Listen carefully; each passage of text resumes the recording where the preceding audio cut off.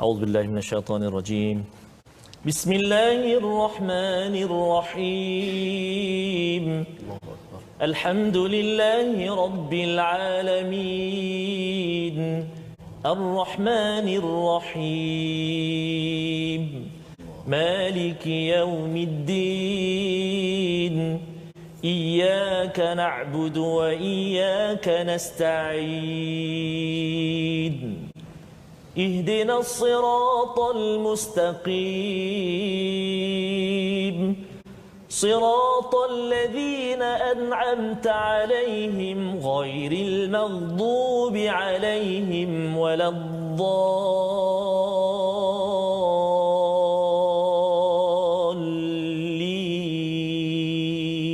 آمين.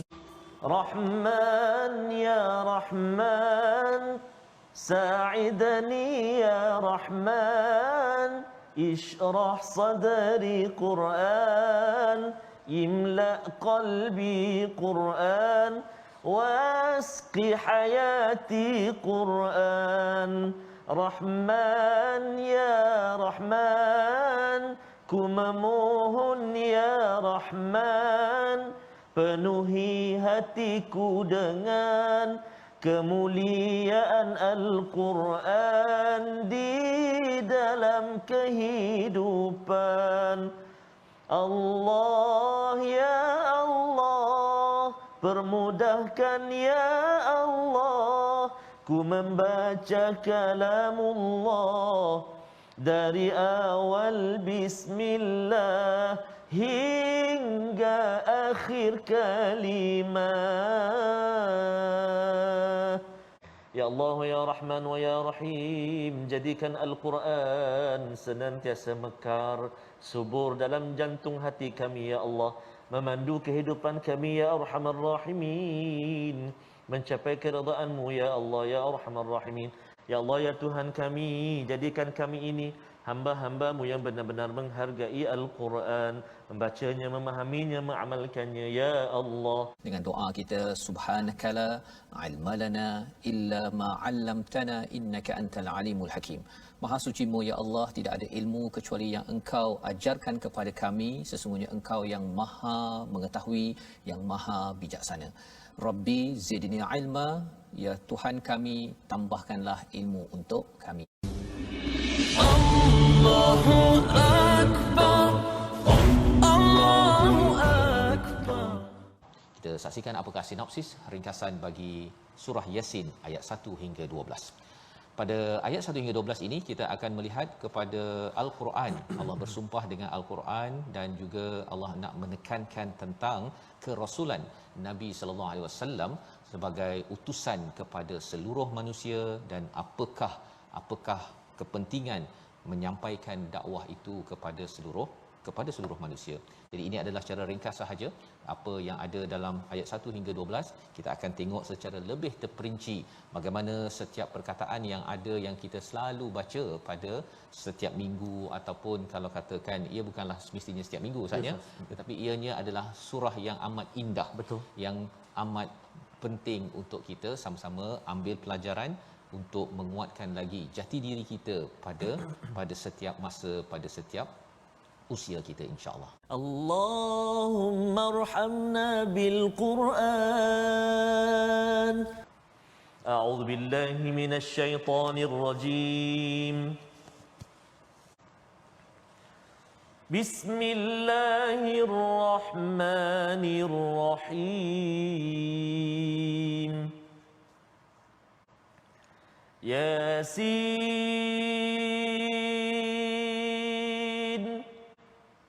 wal Qur'anil Hakim innaka laminal mursalin ala siratin mustaqim tanzilal azizir rahim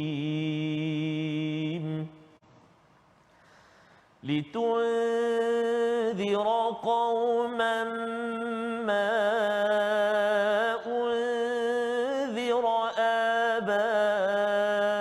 آباؤهم فهم غافلون لقد حق القول على أكثرهم فهم لا يؤمنون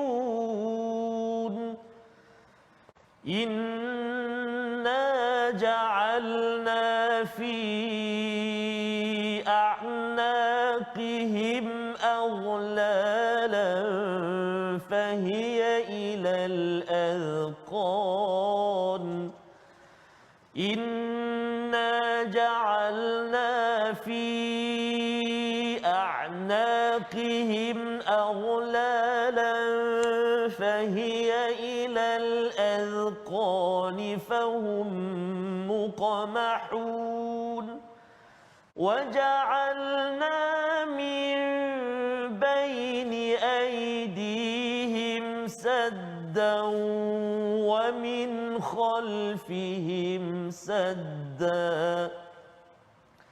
ومن خلفهم سدا فأغشيناهم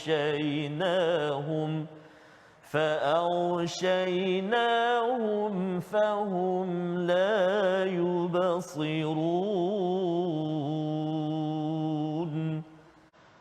وسواء عليهم أأنذرتهم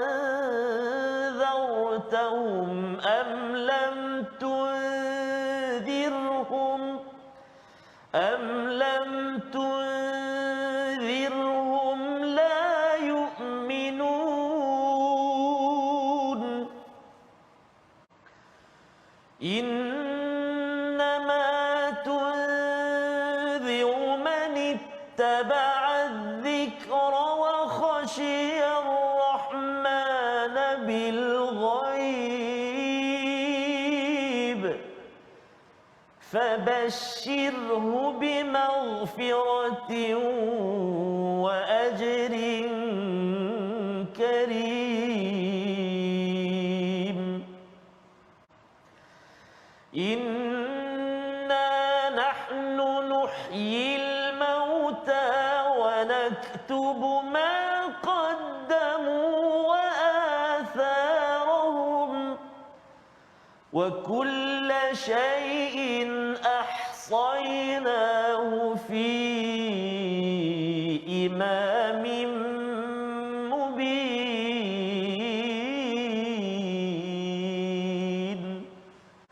صدق الله العظيم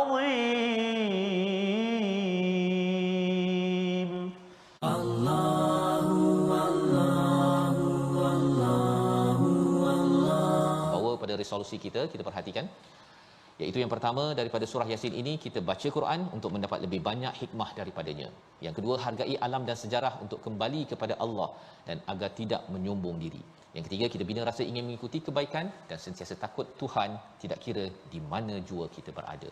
Allah, la ilaha illallah. Membawa pada perkataan pilihan kita pada hari ini, kita saksikan iaitu qamaha. Perkataannya sekali sahaja disebut di dalam Al-Quran. Ini yang akan kita lihat di dalam ayat yang ke-8, iaitu berkaitan dengan mereka yang diletakkan belenggu. Belenggu itu adalah amat-amat tinggi sampai kepada azqan, kepada dagu mereka, sehingga mereka tertongak. Dia tertongak ataupun tengadah. Dia lebih kurang macam ni Ustaz ya. Dia tengok ke atas pasal dia tinggi sangat dia punya belenggu ni. Kalau masuk penjara lah zaman dulu dia letak. Dia biasa sampai sini. Tapi kalau sampai ilal alqan sampai sini dan dia tertongak, tapi dia nak tengok ke bawah. Dia nak tengok ke bawah. Dia pasal dia rasa dia amat hina sangat, dia bukan nak tengok itu. Dia tengok ke bawah. Jadi itu istilah mukmahun. Kerana apa? Kerana dalam hidup di dunia ini dah biasa sombong kepada Allah Subhanahu Wa Taala, maka orang sombong kan macam tu Ustaz ya, dia mendongak. Kalau orang tegur ke gitu kan. Jadi akhirnya Allah kata mereka ini diberi belenggu yang perlu kita mohon pada Allah jangan sampai jadi begitu, apatah lagi kalau kita selalu membaca surah Yasin. Astaghfirullah innallah kana tawwaba kita nak singgah seketika ke ruangan tajwid. Kita nak melihat apakah kalimah yang kita nak fokuskan, nak kongsikan pada hari ini dalam surah Yasin yang kita baca pada hari ini. Jom kita saksikan. Baik, ulang kaji ayat ataupun kalimah pilihan, menyempurnakan bacaan dan sebutan huruf pada pembukaan surah. Contohnya permulaan surah Yasin yang kita baca pada hari ini. Mad lazim harfi mukhaffaf kan. Jadi kadang-kadang kalau kita selalu kita baca Yasin tanpa tengok al-Quran, tapi kadang bila kita tengok tu, alamak macam ni ejaan dia. Macam mana nak baca ni? Yas ke apa? So kena hati-hati ejaan dia sebenarnya. Ya alif. Sin ya nun. Oh itu sebenarnya. Jadi ya 2 harakat, sin boleh baca 2, 4 atau 6 harakat kan. Contoh Yasin, hujung dia sin ya nun, hujung dia nun. Sebab ada kadang-kadang masa saya kecil-kecil dulu budak-budak kan belajar baca hujung tu dia tak bunyi nun Safas. Dia bunyi Yasin. Oh itu. Bunyi ngaji. Dekat Terengganu tu. Terengganu. Okay, contoh. Jadi kena hati-hati. Yasin. Jangan ya tu panjang. Yasin. Salah. Ya tu 2 harakat saja. Jangan 2 rakaat. Yasin. Macam tu contoh cara bacaan dia. Jadi saya yakin dan percaya tuan-tuan dan puan-puan ibu ayah sekalian sudah menguasai bacaan surah Yasin ini, dan mudah-mudahan kita dapat lagi menambah baik bacaan kita insya-Allah taala. Selamat mencuba bersama dengan guru-guru kita insya-Allah. اللهم ارحمنا بالقرآن واجعله لنا إماما ونورا وهدى ورحمة. اللهم ذكرنا منه ما نسينا وعلمنا منه ما جهلنا وارزقنا تلاوته آناء الليل وأطراف النهار واجعله لنا حجة يا رب العالمين. اللهم صل على محمد يا ربي صل عليه وسلم.